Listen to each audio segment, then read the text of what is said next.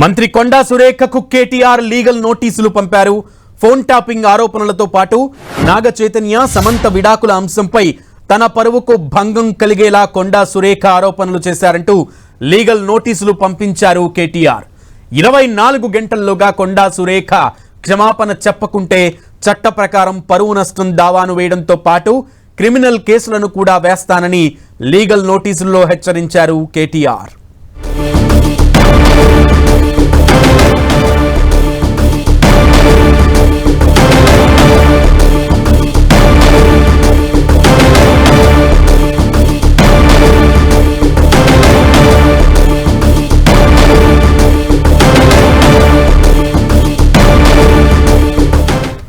మంత్రి కొండా సురేఖకు కేటీఆర్ లీగల్ నోటీసులు పంపారు. ఫోన్ ట్యాపింగ్ ఆరోపణలతో పాటు నాగ చైతన్య సమంత విడాకుల అంశంపై తన పరువుకు భంగం కలిగేలా కొండా సురేఖ ఆరోపణలు చేశారంటూ లీగల్ నోటీసులు పంపించారు కేటీఆర్.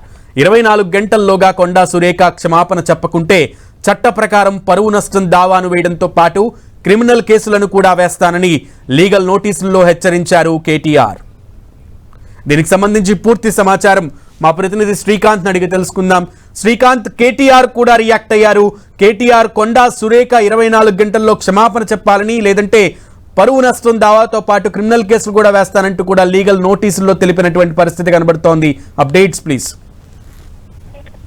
సునీల్, ఈ ఉదయం నుంచి కూడా కొండా సురేఖ చేసిన వ్యాఖ్యలతో రాజకీయంగా దుమారం రేపుతుంది. కాంగ్రెస్ బీఆర్ఎస్ పార్టీల నేతలు కొండా సురేఖ వ్యాఖ్యలను ఆసరాగా చేసుకుని ప్రతి విమర్శలు చేస్తున్నారు.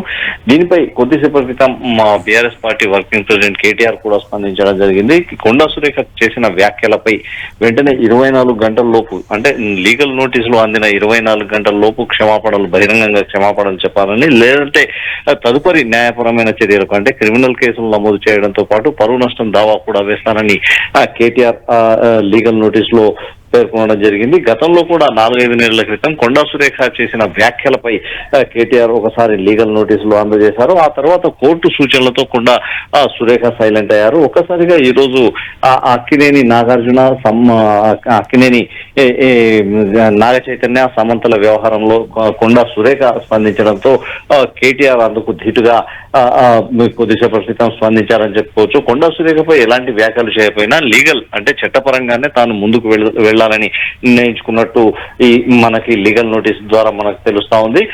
కొండా సురేఖ గతంలో కూడా తప్పుడు విమర్శలు చేస్తూ తన వ్యక్తిగత ఇమేజ్ దెబ్బతీసే విధంగా వ్యవహరించిందని, ఇప్పుడు కూడా అదే విధంగా వ్యక్తిగతంగా ఇమేజ్ దెబ్బతీసేలా కొండా సురేఖ మాట్లాడుతున్నారని, ఇలాంటి వ్యాఖ్యలు ఎన్నికల సంఘం దృష్టికి గతంలో తీసుకెళ్లినప్పుడు సీరియస్ గా కొండా సురేఖను ఎన్నికల సంఘం మందలించిన విషయాన్ని కూడా కేటీఆర్ లేఖలో ప్రస్తావించారు, లీగల్ నోటీసులో ప్రస్తావించడం జరిగింది. ఈ రోజు చేసిన వ్యాఖ్యలపై కూడా ఈ లీగల్ నోటీసు అందిన 24 గంటల లోపు బహిరంగంగా క్షమాపణలు చెప్పాలని కేటీఆర్ డిమాండ్ చేశారు. లేదంటే తదుపరి కార్యాచరణకు తాను సిద్ధమవుతున్నట్లు కేటీఆర్ ప్రకటించారు. సునీల్.